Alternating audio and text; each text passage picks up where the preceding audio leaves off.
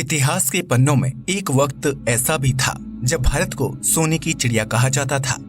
ऐसे में भारत पर अंग्रेजों की बुरी नजर पड़ गई, जिसके परिणाम स्वरूप भारतीयों को ब्रिटिश शासकों के अधीन होकर गुलामी की जिंदगी जीने पर मजबूर होना पड़ा था। लेकिन क्या आपने कभी सोचा है कि अंग्रेज भारत कैसे आए थे और उन्होंने किस तरह पूरे देश पर सालों तक हुकूमत की? अगर नहीं तो आज की इस वीडियो में हम इतिहास के इन्हीं सवालों के जवाब जानने की कोशिश करेंगे। भारत कैसे आए थे अंग्रेज?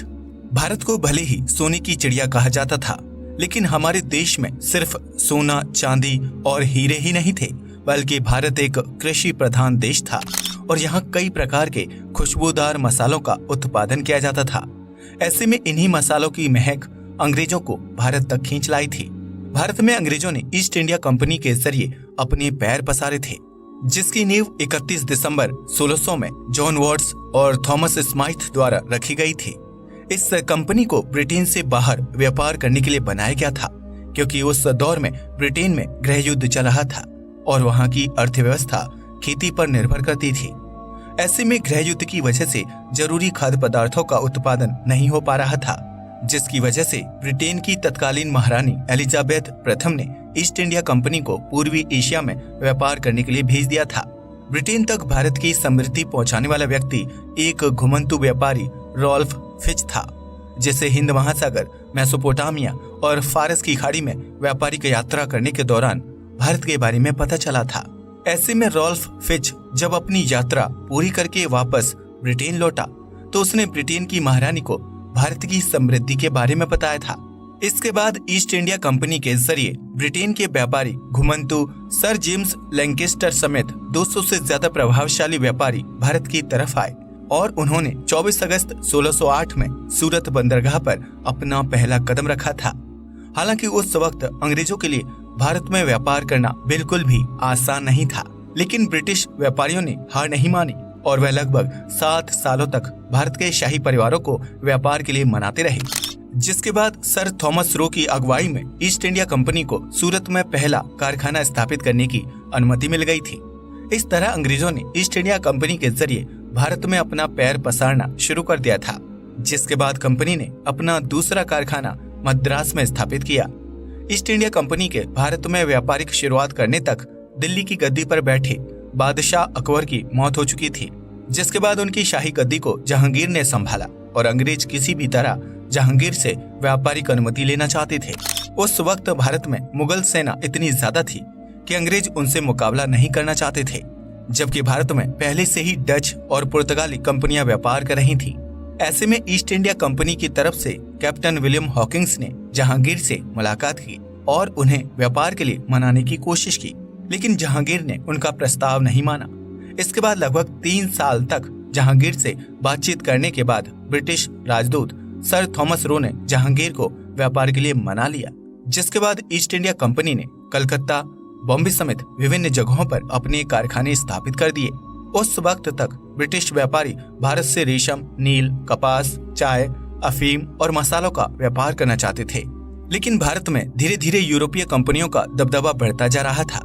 ब्रिटेन समेत फ्रांस और पुर्तगाल की विभिन्न कंपनियां भारत में कारखाने खोलकर अपना व्यापार कर रही थीं, जिसकी वजह से उन विदेशी कंपनियों में आपसी होड़ होने लगी। ऐसे में अंग्रेजों को समझ आ गया था कि अगर उन्होंने भारत में अपना दबदबा कायम नहीं किया तो किसी दूसरे देश की कंपनी भारत के मसाले और अन्य उत्पादों पर अपना अधिकार जमा लेगी।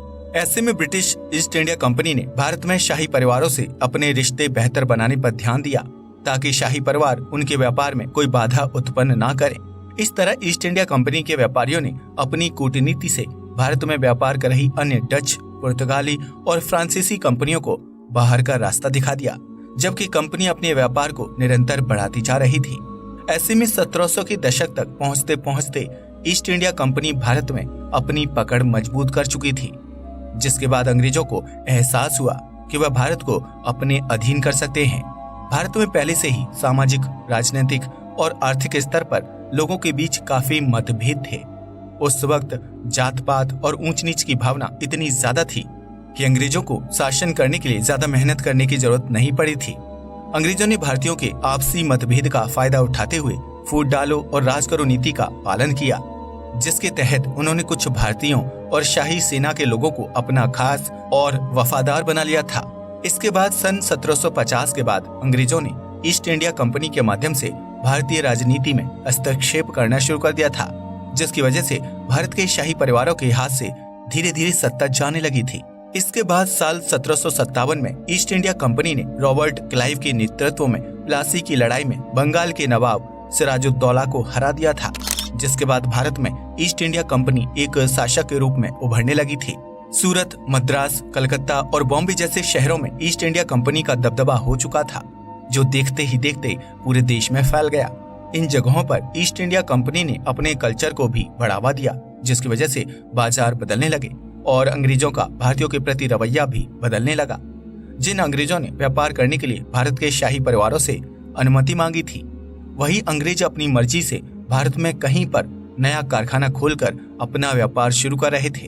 अंग्रेज भारत पर इस तरह हावी हो गए थे कि वह बंगाल में भारतीयों से मजदूरों की तरह दिन रात काम करवाकर सस्ते दामों में सामान तैयार करवाते थे, जबकि उसी सामान को दूसरे देशों में ऊंचे दामों में बेचकर मुनाफा कमाते थे। भारतीय अपनी जमीन पर ही गुलामी भरी जिंदगी जीने के लिए मजबूर हो गए थे, जिन्हें 2 वक्त की रोटी भी नसीब नहीं हो पाती थी। वहीं दूसरी तरफ अंग्रेज भारत की जमीन पर उसी के लोगों को गुलाम बनाकर लगातार अमीर बनते जा रहे थे। उन्होंने न सिर्फ भारत का शाही खजाना लूटा था, बल्कि धरती पर उगने वाली हर छोटी से छोटी चीज को महंगे दामों में बेचकर मुनाफा कमाने लगे थे। प्लासी का युद्ध जीतने के बाद अंग्रेजों के तेवर बदल गए थे और उन्होंने देश में नई राजस्व प्रणाली की मदद से भारत के व्यापार पर एकाधिकार स्थापित कर लिया था, जिसके चलते भारत के लोग जो राजस्व देते थे, उसके 1/3 हिस्से के बदले उन्हें अपना उत्पाद कंपनी को बेचना पड़ता था। भारत में ऊनी कपड़ों से लेकर शॉल, रेशम और मलमल के व्यापारियों और किसानों के हालात बहुत बुरे हो चुके थे, जिनसे जबरदस्ती ज्यादा से ज्यादा उत्पादन लिया जाता था। ईस्ट इंडिया कंपनी के पास 2.5 लाख से ज्यादा सैनिक मौजूद थे, जो भारत के विभिन्न राज्यों में किसानों, मजदूरों और व्यापारियों से जबरदस्ती काम करवाते थे।